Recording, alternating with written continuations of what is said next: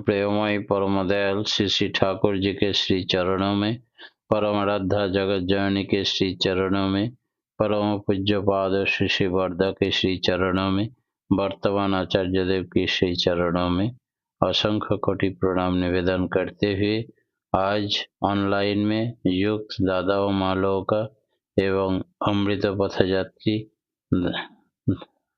ठाकुर जी का पूत पवित्र पंजाधारी कर्मियों गण को यथा यज्ञ स्थान पर मेरा राजय गुरु प्रणाम रहा। आज परम प्रेममय परम दयाल श्री श्री ठाकुर जी के संबंध में बतलाएंगे। 1952 22 अगस्त जब दुमका मुखर्जी पार्क में ठाकुर जी आए थे, विशेष कारण घटना घटी थी उस समय, तो सब परिवार उनको आना ही पड़ा। 50 किलोमीटर दूर में जाना पड़ेगा। मजिस्ट्रेट के निर्देश के अनुसार या तो ठाकुर जी कन्विंस कर दे सकते हैं, सारी विचार व्यवस्था डगमला जाएगा। इसी आवेदन करने के कारण ठाकुर जी चले आए देवघर छोड़ के दुमका में। दुमका में आके खाली बदन बैठे हुए हैं और सारी कर्मियों जितना सत्संगी लोग था सब अपना अपना काम लेके निकल गए। उस समय एक लड़का जिसका उम्र था 14 साल, वो लड़का सिर्फ अकेले देख रहा है ठाकुर जी का खाली बदन बैठा हुआ, और देखते देखते इतना मोहित हो गए कि देख रहा है अभी ठाकुर जी का चेहरा बदलता है, रंग भी बदल जाता है। ये कैसे संभव है?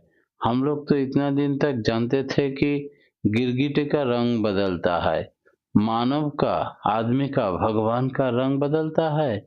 अभी देखे दुर्वादल श्याम जैसा रंग हो गया। अभी थोड़ी देर बाद आकाश की ओर ताक रहा है तो आकाश के जैसा नील वर्ण का हो गए सारे शरीर, लगता है आकाश के रंग से मिल गए। फिर थोड़ी देर बाद देख रहा है गुलाब का पापड़ी का जैसा रंग हो गया, सारा शरीर लगता है एगो गुलाब फूल खिल गया। तो यही सब रंग बदलते हुए वो लड़का देखते देखते आश्चर्य होके देख रहा है हाँ करके, और उनका मुंह से जिंदा लाला टपक गया, अपना पैर में पड़ा तब उसका होश आया। और उस समय ठाकुर जी उनके आंखों आंख मिला के ताक दिया और पूछे, क्या रे तुम क्या देख रहे हो, इधर आओ, बोल के उसको बुलाया नजदीक। और वो गए नजदीक, उसके बाद बोले तुम क्या देख रहे थे कि आपने को आपने होश नहीं रह सकते है, तुम्हारा मुंह से लाला पड़ रहा है, टपक रहा है, तो तुम्हारा तभी होश टूटता है, क्या देख रहे थे ऐसा करके मेरे को। बोले ठाकुर जी हम ऐसा आदमी कभी नहीं देखे जिसका चेहरा भी चेंज हो जाता है, जिसका रंग भी पलट जाता है पल पल में, ये कैसे संभव है? अब है कौन? ठाकुर जी हंसने लगे, तुम लोगे ऐसे चेहरा, ऐसा रंग? बोले हाँ ठाकुर जी। बोले हम देने के लिए आए हैं, लेकिन बाघ का दूध पकड़ने के लिए एगो सोने के पात्र चाहिए। सोने को डिब्बा नहीं होने से वो दूध एकदम चीर चूर के फटा देगा और मिट्टी में मिल जाएगा।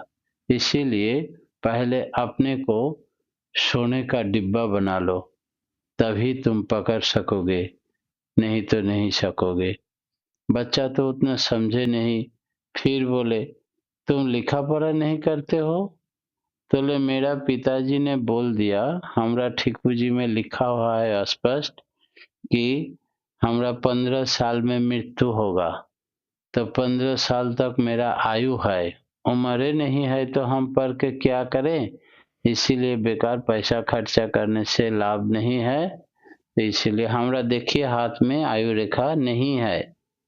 तो देखे देखे तुम्हारा हाथ दिखाओ। हाथ दिखाया, ठाकुर जी ने देखा, उसके बाद अपना अंगुली से पूरा खींच दिया। बोले देखो तो लंबा हो गया कि नहीं? बोले हाँ लंबा तो हो गया। तो बाथरूम में जाओ, हाथ में साबुन लगा के आओ। देखो ये उठ जाए कि नहीं।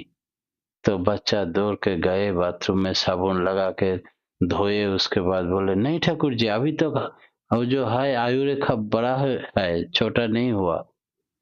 तब देखो भगवान का कृपा से हो सकता है तुम्हारा आयु बढ़ गया होगा। अच्छा तुम्हारा पिताजी को आने दीजिए, हम समझा देते हैं। इस बार तब तुम फॉर्म फिलअप कर देना मैट्रिक का। जब आयु बढ़ गया तब फॉर्म फिलअप करने में देर क्यों। तो उसका पिताजी आया। पिताजी को आप लोग सबको ही जानते होंगे। और वो लड़का है लालदा, और उसका पिताजी है वर्तमान जो जॉइंट सेक्रेटरी है, राजूदा का दादा। तो दादाजी ने जब लौटा तो बोले आपका लड़का को पढ़ाते नहीं क्यों।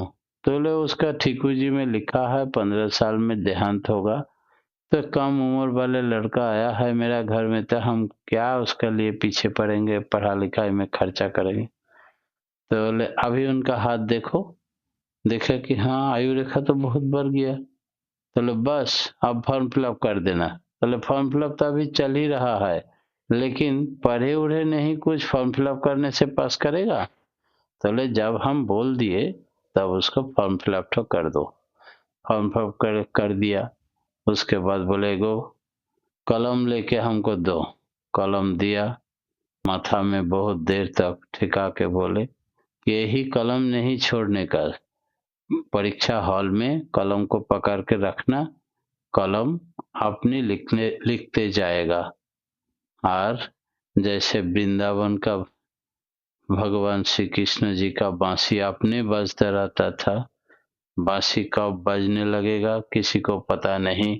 रात 2 बजे, दोपहर 2 बजे बांसुरी अपने बजने लगता था। इस तरह भगवान का दिया हुआ ये आशीर्वाद पुष्ट कलम अपने लिखेगा। तो लड़का हॉल में गए, कलम पकड़ के रखे, कलम लिखते गया। लिखते लिखते पूरा कॉपी खत्म। फर्स्ट डिवीजन में पास किया मैट्रिक लालदा ने।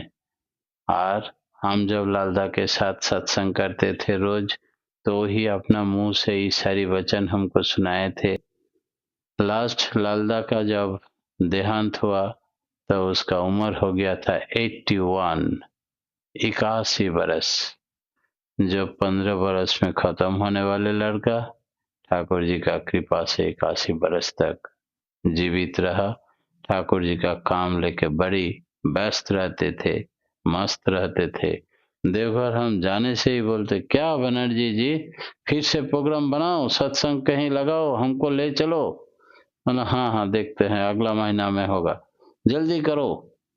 तो हम लालदा, अजीत गांगुली दा, विरूपाक्षो के गाना के लिए ये तीनों एकजुट हम जुटी बना दिए थे शिशि बरदा ने।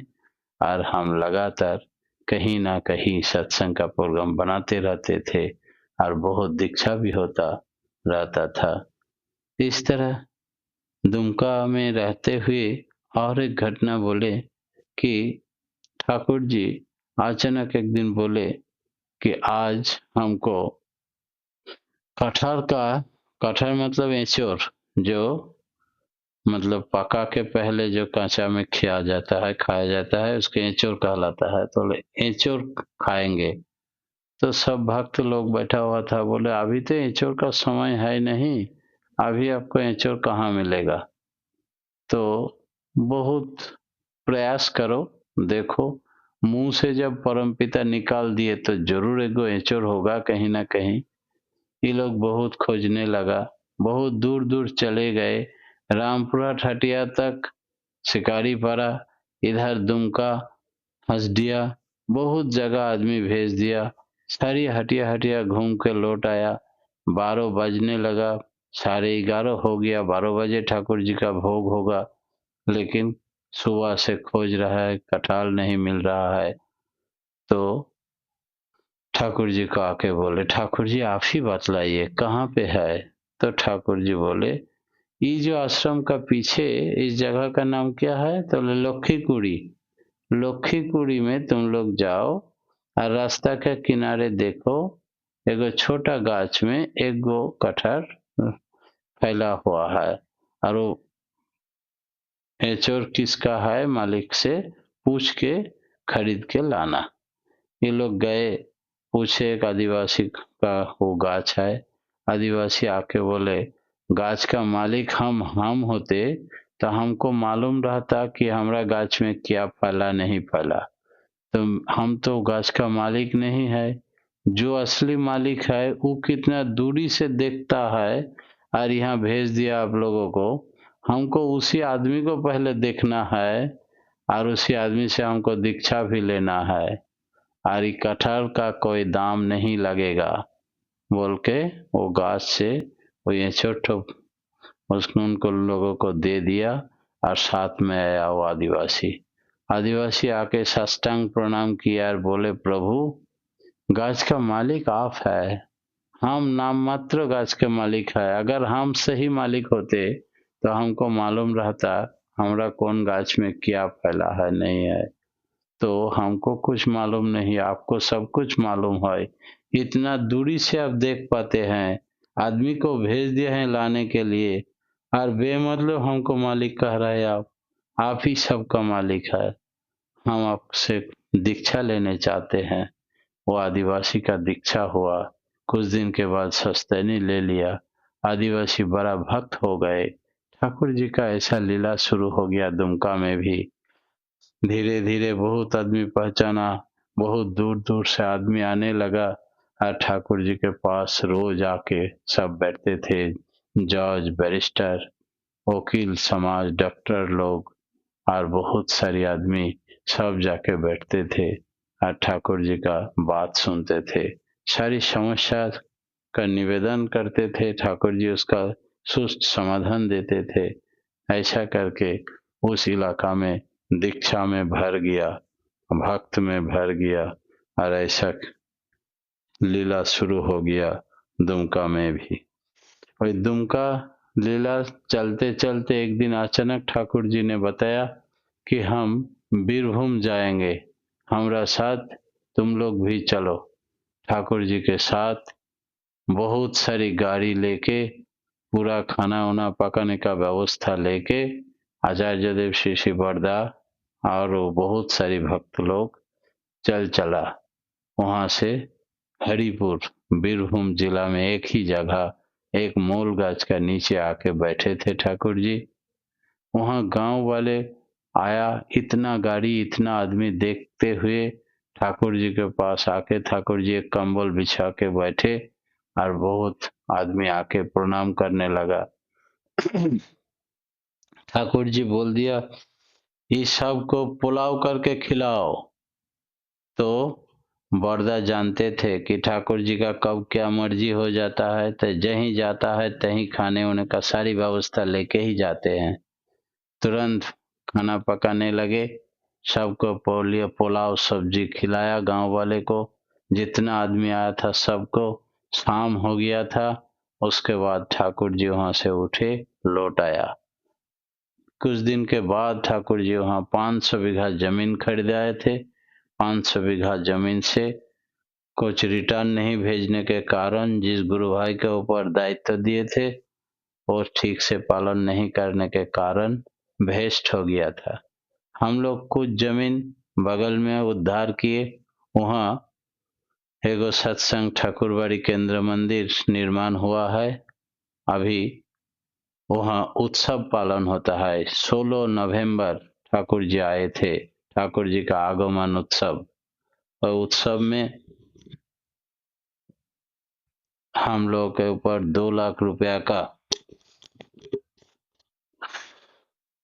बोले दायित्व है शिवरी। तो हम लोग कुछ और तुरंत जमा किए, फिर करेंगे।